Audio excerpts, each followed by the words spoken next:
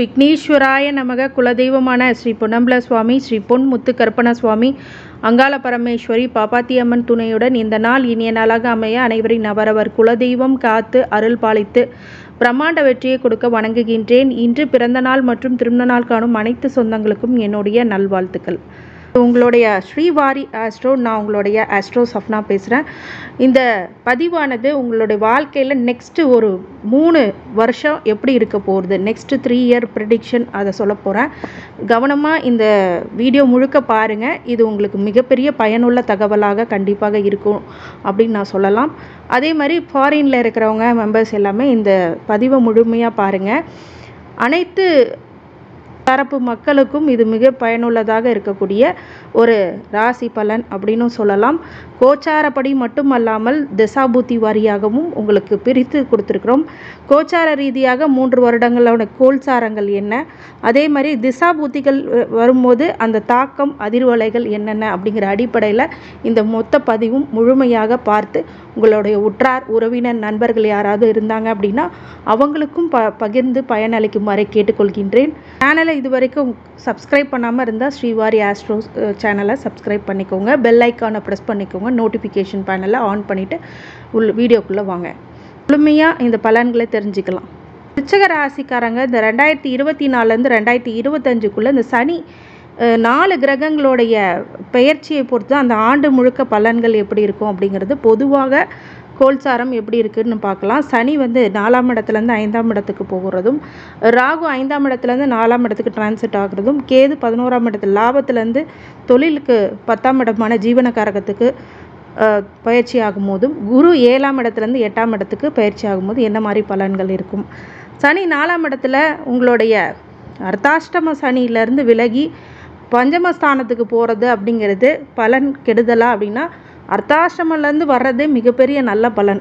இது வரைக்கும் அர்த்தாஷ்டம சனியில் வண்டி வாகனங்கள்லையோ வீடு மனை யோகத்துலேயோ ஒரு சில தடைகளை கொடுத்து வண்டி வாகனத்தினால விபத்துகளையும் கொடுத்து பிரச்சனையை உள்ளாக்கக்கூடிய ஒரு இடம்னா அது சனி, அர்த்தாஷ்டம சனி தான். கிட்டத்தட்ட 2025 வரும்போது 5ஆம் இடத்துக்கு பயிற்சி ஆவார். அப்போ 5ஆம் இடத்துக்கு பயிற்சி ஆகும்போது சனி தன்னுடைய பார்வை பலனால் எந்தெந்த இடத்துல நீங்கள் கவனமாக இருக்கணும் அப்படின்னா, திருமண தடை அப்படிங்கிறது உருவாகக்கூடிய நிலை இருக்கிறதுனால அந்த இடத்துல கொஞ்சம் ஜாகிரதையாக இருக்கணும். கணவன் மனைவிக்குள்ளே 3ஆம் நம்பர் தலையீடு ஏதாவது இல்லாமல் பார்த்துக்கணும். இல்லை அவங்களுக்குள்ள கருத்து வேறுபாடுகளோ சந்தேகங்களோ இல்லாமல் பார்த்துக்கணும். இந்த மாதிரி ஒருத்தருக்கு ஒருத்தர் அனுசரித்து விட்டு கொடுத்து போகிறதுனால நல்லது நடக்கக்கூடிய ஸ்தான பிராப்தம் இருக்குது. அதனால் அந்த இடத்துல நீங்கள் கவனமாக இருக்கணும். அடுத்தது 11ஆம் இடத்துல லாபஸ்தானத்தில் சனி பார்க்குறாரு அப்படிங்கும்போது உங்களுக்கு வருவாய் லாபம் அப்படிங்கிறது கிடைக்காமல் போகக்கூடியதும், மூத்த சகோதர வழியில் ஒரு சில பிணக்குகள் ஏற்படக்கூடியதாகவும் இருக்கும். அடுத்தது 2ஆம் இடத்தையும் பார்க்குறாரு அப்படிங்கும்போது தன குடும்ப வாக்குஸ்தானத்தை பார்க்கும்போது பொருளாதார ரீதியாக இது வரைக்கும் இருந்த பிரச்சனைகள் இன்னும் அதிகமாகும். அதனால் என்ன பண்ணலாம் அப்படிங்கிறத யோசிப்பீங்க. அந்த இடத்துல நீங்கள் கொஞ்சம் கவனமாக இருங்க. குடும்ப விஷயத்தில் ரொம்ப குடும்ப மெம்பர்ஸ்கிட்ட, உங்களோட ஃபேமிலி மெம்பர்ஸ்கிட்ட நல்லா உட்காந்து பேசுங்க. தேவையில்லாத விமர்சனக்குள்ளாத விஷயங்கள்லாம் பேசாமல் கவனமாக இருங்க. அதே மாதிரி உங்களுடைய வாக்கு நல்லதாகவே இருக்கட்டும், பாசிட்டிவாகவே சொல்லுங்கள். உங்களுடைய வாக்கு இந்த நேரத்தில் பிரச்சனைகளை உள்ளாக்கும். அதனால் கொஞ்சம் யோசித்து செயல்படுங்க, யோசித்து பேசுங்க. ராகு 5ஆம் இடத்துலேருந்து 4ஆம் இடத்துக்கு உங்களுடைய வண்டி வாகனத்தில் நீங்கள் கொஞ்சம் கவனமாக இருக்கக்கூடிய காலகட்டம்னு சொல்லலாம். ராகு கேது 4க்கு 10க்கு வரும்போது ஒரு வித தோஷமும் இருக்கிறதுனால 11ஆம் இடத்துல லாபத்துலேருந்து இப்போ 10ஆம் இடத்துல கேது போடுறதுனால லாபத்தை இப்போ கொடுக்கக்கூடிய காலமும் தொழிலில் ஒரு சில பிரச்சனைகளே கொடுப்பார். சரி, இந்த சனி ராகு கேது தான் அவ்வளோ உங்களுக்கு ஃபேவராக இல்லை. குருவாவது உங்களுக்கு கண்டிப்பாக இருப்பானா. 7ஆம் இடத்துலேருந்து கலத்திரத்துலேருந்து 8ஆம் அஷ்டம குரு வராரே, அது எப்படி பாதக பலனை விருச்சிக ராசிக்காரங்களுக்கு கொடுக்குமா அப்படின்னு கேட்டிங்கன்னா கண்டிப்பாக கொடுக்கும். ஆனால் இருக்கிற இடத்தோட குரு பார்க்குற பார்வைக்கு பலன் அதிகம் என்ற அடிப்படையில் 8ஆம் இடத்துலேருந்து 12ஆம் இடத்தை பார்க்குறது, 2ஆம் இடத்தை பார்க்குறது, 4ஆம் இடத்தை பார்க்குறது. அப்போ விரயத்தை கட்டுப்படுக்குள்ளே வரும். சுப விரயங்களாக இருக்கும். நல்ல தூக்கம் வரும். இது வரைக்கும் தூக்கமே இல்லாமல் கஷ்டப்பட்டுட்டு ஏதோ ஒரு யோசனையில் பிரச்சனைகளில் தூக்கம் வராமல் இருக்கும். இயற்கையாகவே அது தோன்றும். ஆனால் இனிமேல் நல்ல நிம்மதியாக தூங்குவீங்க. நிம்மதியாக தூங்கினாலே நோய் நொடி கிடையாது. அது ஒரு விஷயம் உங்களுக்கு நடக்கும். அதே மாதிரி முக்தி பெறக்கூடிய ஸ்தானத்தில் குரு பார்க்குறார் அப்படிங்கும்போது நல்ல பிராப்தம் ஏற்படும் உங்களுக்கு. வெளிநாடு பயணங்கள் ஏற்படும். வெளிநாட்டில் இருக்கிறேங்க அப்படின்னா இந்த காலகட்டம் உங்களுக்கு நல்ல காலகட்டம் தான். ஆனால் கொஞ்சம் பணம் பொருளாதாரத்தில் கொஞ்சம் யோசனை இருக்குது. அதே தன குடும்ப வாக்குஸ்தானத்தையும் பார்க்குறாரு. அப்போ தனத்துலேயும் இருக்குது நல்லது நடக்கும், குடும்பத்துலேயும் நல்லா நடக்கும். அதே மாதிரி உங்களுடைய பொருளாதார ரீதியாக இல்லாமல் உங்கள் வாக்குக்கெல்லாம் கவனமாக இருக்கணும்னு சொன்னேன் இல்லையா. சனி பார்க்குற பார்வை இது குருவும் பார்க்க சுபிட்சம் பண்ணுறாரு. அப்படிங்கும்போது பெரிய கான்ட்ரவர்சியில் சிக்காமல் இருப்பீங்க. அதனால் நீங்கள் உஷாராக இருந்துட்டிங்கன்னா அந்த கான்ட்ரவர்சிக்கும் வேலை இல்லை. அதே மாதிரி 4ஆம் இடத்தை பார்க்குறாரு, அர்த்தாசிரமத்தை பார்க்குறாரு. அர்த்தாசிரம சனியில் தான் நீங்கள் முடிஞ்சுதான் இப்போ 5ஆம் இடத்துக்கு வந்திருக்கு. புத்திர பாக்கியம் ஒரு தடை இருந்தாலும் இந்த 4ஆம் பார்வை அப்படிங்கும்போது தாயார் உடல்நிலை, வெளிநாடுக்கு செல்வது, அப்புறம் உங்களோட வீடு மனை கிரகப்பிரவேசம் பண்ணுறது போன்ற விஷயங்கள்லாம் கொஞ்சம் தடுமாறி பண்ணி முடிச்சிருவீங்க. அதனால இந்த காலகட்டமும் கொஞ்சம் நல்ல காலகட்டம், அதை பார்க்குற பார்வையின் அடிப்படையில். இது 2025 கோல்சாரம். அடுத்தது 2026 சனி 5ஆம் இடத்துல தான் இருக்கும். ராகு அதே 4ஆம் இடத்துலையும், கேது 10ஆம் இடத்துலையும், குரு 8ஆம் இடத்துலேருந்து அஷ்டமத்துலேருந்து பாக்கியத்துக்கு வரார். மிகப்பெரிய யோக காலம் அது.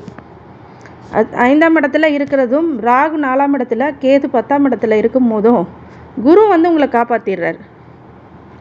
அப்போ குரு 9ஆம் இடத்துல பாக்கியத்துக்கு வர்றது ஒரு யோகம்னாலும் அது பார்க்குற பார்வை உங்கள் டைரெக்டாக ராசியை பார்க்குற 1ஆம் இடத்து, 3ஆம் இடத்தையும் பார்க்குறாரு, 5ஆம் இடத்தையும் பார்க்குறாரு. அப்படிங்கும்போது உபஜயஸ்தானத்தையும் உங்கள் முயற்சிகளை எல்லாம் ஜெயத்தை கொடுக்கறதுக்குடியும் ராசியை பார்க்குறதுனால மிகப்பெரிய யோகம். உங்கள் செல்வம், செல்வாக்கு, உங்கள் சொல்வாக்கு எல்லாத்துக்கும் மதிப்பு அதிகமாகும்.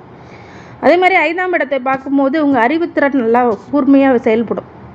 புத்திரத்தை தடை இருக்கிறவங்களுக்கு புத்திர பாக்கியம் கிடைக்கும். ஏன்னா சனி 5ஆம் இடத்தை வராரு, அந்த இடத்தையும் குரு பார்க்குறாரு. அப்படிங்கும்போது புத்திர தடைக்கும் வேலை இல்லை.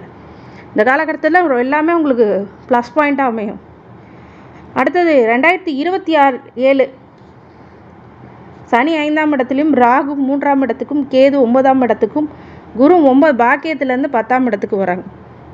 சரிங்க. சனி 5ஆம் இடத்துல இருக்கிறாரு, ராகு 3ஆம் இடத்துல உபஜயஸ்தானத்தில் வர்றது அப்படிங்கிறது என்ன பலன் கொடுத்துரும். கேது 9ஆம் இடத்துல என்ன பலன் கொடுக்கும். ராகு 3ஆம் இடத்துக்கு உங்களுக்கு புது முயற்சியில் தடை கொடுப்பார். வண்டி வாகனங்களில் கொஞ்சம் விவரமாக இருக்கணும். நண்பர்கள் வழியில் கொஞ்சம் கவனமாக இருக்கணும். இளைய சகோதர வழியில் கொஞ்சம் கவனமாக இருக்கும். கேது 9ஆம் இடத்தை வரும்போது பாக்கியத்தை கெடுப்பார். கொஞ்சம் பாக்கியத்தினால ஒரு சில சோர்வுகள் வரும். பூர்வீக வழி சொத்துக்கள்னால ஒரு ப்ரெஷர்ஸ், டென்ஷன்ஸ் இருக்கும். அது எல்லாமே கொஞ்சம் கம்மியாகக்கூடியது. குரு பார்வை 9ஆம் இடத்து பாக்கியத்துலேருந்து 10ஆம் இடத்துக்கு வரும்போது தான் 10ல் குரு பதவி போகும்னு சொல்லுவாங்க. அப்படி ஏதாவது நடந்துருமான்னா அடுத்த லெவலுக்கு போவீங்க. ஏன்னா ஒரு வேலையை விட்டால் தானே நெக்ஸ்ட்டு ப்ரொமோஷன் கிடைக்கும். ஆனால் வேலை அதிகமாக இருக்கும், ப்ரெஷர்ஸ் அதிகமாக இருக்கும், ஸ்ட்ரெஸ் அதிகமாக இருக்கும். ஆனால் உங்களுக்கு பெரிய அளவில் ப்ரெஷர்ஸ் கொடுக்காது. ஏன்னா பார்க்குற பார்வை இருக்குல்ல, குரு பார்வை 10லேருந்து 2ஆம் இடத்தையும், 4ஆம் இடத்தையும், 6ஆம் இடத்தையும் பார்க்கும்போது தன குடும்ப வாக்குலையும் பிரச்சனை இல்லை.